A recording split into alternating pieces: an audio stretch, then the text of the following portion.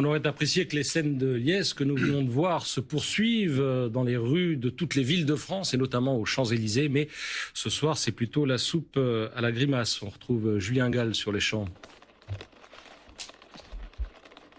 Oui, Patrice, effectivement, c'était un match d'anthologie à rebondissement, à l'image des réactions des supporters ici aux Champs-Élysées. Avant la première mi-temps, quand les Bleus étaient menés 2-0, l'atmosphère était très tendue ici, vous l'imaginez. Alors à la mi-temps, comme pour donner de l'espoir aux Bleus, des feux d'artifice ont été tirés, des engins pyrotechniques qui étaient interdits ici, mais qu'importe, c'était pour donner de la force à l'équipe de France. L'espoir s'est concrétisé par la suite, la France a égalisé. On a alors entendu des cris de joie, allez les Bleus, allez Mbappé, on entendait ici, mais dès les tirs au but, l'avenue Noire-de-Monde s'est vidée. Les supporters ont alors rejoint leur métro. Après la défaite, les forces de police ont commencé à partir. La circulation va être rouverte. Actuellement, il pleut. Le ciel de Paris rend nos cœurs chagrins. On n'a pas vécu du football. Ce soir, on a vécu du cinéma. Le film était exceptionnel. La fin, malheureusement, un peu moins.